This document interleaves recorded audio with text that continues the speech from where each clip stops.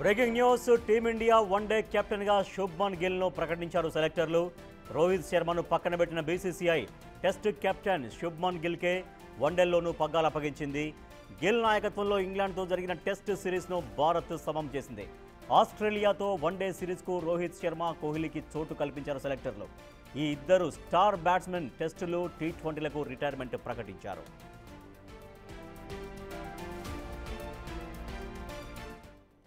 మా ప్రతినిధి విజయ్ మరింత సమాచారం సరే. విజయ్.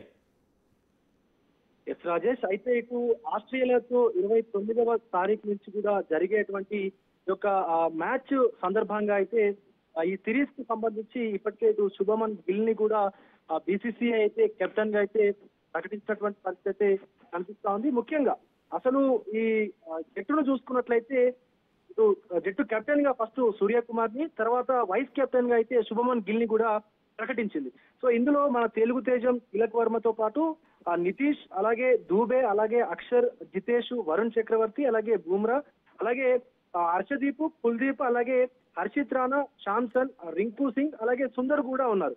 సో అయితే ఇటు దీనికి సంబంధించి ఈ సిరీస్ కి సంబంధించి పూర్తిగా రోహిత్ ని పక్కన పెట్టడం పట్ల అయితే రోహిత్ ఫ్యాన్స్ అందరూ కూడా కొంత నిరాశ పడారనే చెప్పుకోవచ్చు. ఎందుకంటే సో ఆయన కెప్టెన్సీ ఉంటే బాగుండేది అంటూ కూడా ఎప్పటికీ రోహిత్ ఫ్యాన్స్ అందరూ కూడా అభిప్రాయపడతా ఉంటారు.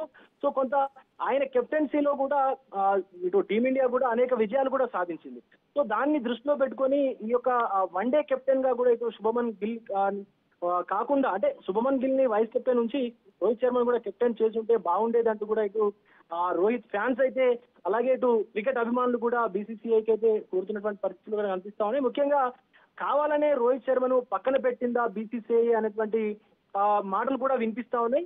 అయితే ఇటు ఆస్ట్రేలియాతో జరిగేటువంటి ఈ వన్డే సిరీస్ కి భారత జట్టు ఇప్పటికే ఎవరెవరు దీంట్లో ఉంటారనేటువంటి దానిపైన కూడా ఒక స్పష్టతను అయితే తీసుకొచ్చింది. ముఖ్యంగా ఇటు కోహ్లీ, రోహిత్ శర్మ కూడా ఈ అంటే జట్టులో అయితే స్థానం కల్పించడం కూడా తెలుస్తా ఉంది.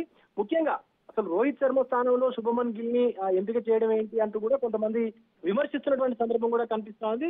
సో చాలా మంది మాత్రం అంటే స్పోర్ట్స్ అనలిస్టులు కావచ్చు, సో వీళ్ళందరూ కూడా రోజు రోజుకి రోహిత్ ఫిట్నెస్ కావచ్చు, ఆయనకు సంబంధించి సో ఏదైతే ఉందో అది కావచ్చు, ముఖ్యంగా శుభమన్ గిల్ ఒక యంగ్ ప్లేయర్ కావచ్చు కాబట్టి టీమిండియాకి ఇలాంటి యంగ్ ప్లేయర్లు, అలాగే అగ్రెసివ్ గా పర్ఫామ్ చేసేటువంటి ప్లేయర్లు కూడా చాలా అవసరం అంటూ కూడా అనలిస్టులు అయితే చెప్తున్నటువంటి పరిస్థితి కనిపిస్తా ఉంది. ముఖ్యంగా ఈ టీమిండియా వన్డే కెప్టెన్ గా కూడా శుభమన్ గిల్ ని ఎంచుకోవడం పట్ల, బీసీసీ తీసుకోవడం పట్ల అయితే కొంతమంది విమర్శిస్తున్నటువంటి పరిస్థితి కనిపిస్తా ఉంది. బట్ చాలా వరకు క్రికెట్ ఫ్యాన్స్, అలాగే శుభమన్ గిల్ ఫ్యాన్స్ కావచ్చు హర్షం వ్యక్తం చేస్తా ఉన్నారు.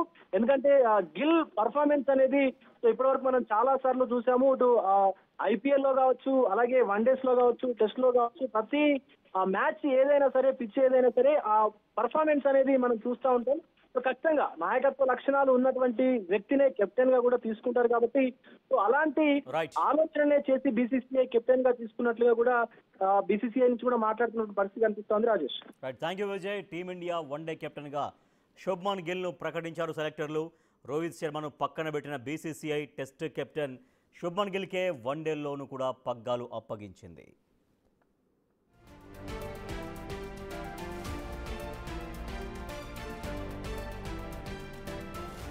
బ్రేకింగ్ న్యూస్ చూస్తున్నాం. టీమిండియా వన్డే కెప్టెన్గా శుభ్మన్ గిల్ను ప్రకటించారు సెలెక్టర్లు.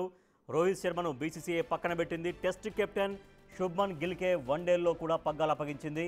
గిల్ నాయకత్వంలో ఇంగ్లాండ్తో జరిగిన టెస్ట్ సిరీస్ను భారత్ సమం చేసింది. ఆస్ట్రేలియాతో వన్డే సిరీస్కు రోహిత్ శర్మ, కోహ్లీకి చోటు కల్పించారు సెలెక్టర్లు. ఈ ఇద్దరు స్టార్ బ్యాట్స్మెన్ టెస్టులు, టీ20లకు రిటైర్మెంట్ ప్రకటించారు.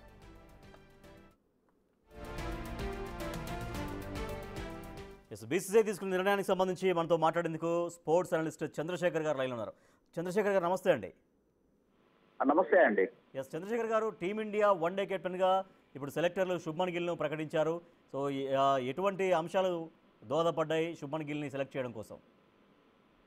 ఒకటి, ఏషియా కప్ కి శుభ్మన్ గిల్ ని సెలెక్ట్ చేయడం 2020 ఫార్మెట్ కి అతన్ని వైస్ కెప్టెన్ గా అనౌన్స్ చేసినప్పుడే it is a clear indication that future లో 3 ఫార్మెట్ కెప్టెన్ గా శుభ్మన్ గిల్ ని ప్రజెంట్ చేయాలి అనేటువంటిది. సో అదే రకంగానే దీనికి ఆస్ట్రేలియా లాంటి ఒక టఫెస్ట్ సైడ్ తోటి కనుక క్యాప్టెన్సీ చేసేట్లయితే he will gain the experience. ఎందుకంటే ఆల్రెడీ టీమ్ లో అటు రోహిత్ శర్మ అండ్ విరాట్ కోహ్లీ లాంటి సీనియర్లు యాజ్ ఏ ప్లేయర్స్ ఉన్నారు కాబట్టి right time for the Shubman Gill to learn more tough situations ని ఎట్లా హ్యాండిల్ చేయాలి ఏంటి అనేది. సో దాన్ని దృష్టిలో పెట్టుకొని శుభం ని ఈ రకంగా కెప్టెన్ గా అనౌన్స్ చేయడం జరిగింది. అందుకనే ఎందుకంటే రోహిత్ శర్మ ఎంతకాలం అతని కెరియర్ ని ఇచ్చేస్తాడు. ఆల్రెడీ టెస్ట్ క్రికెట్ నుంచి రిటైర్ అయ్యాడు, T20 ఫార్మాట్ లో లేడు. The moment won the T20 world cup retirement announce చేశాడు. సో కాబట్టి ఈవెన్ నెక్స్ట్ వచ్చేటువంటి 50 ఓవర్ ఫార్మాట్ వరల్డ్ కప్ దాకా రోహిత్ శర్మ కంటిన్యూ అవుతాడనేటువంటి దేర్ ఇస్ నో క్లారిటీ.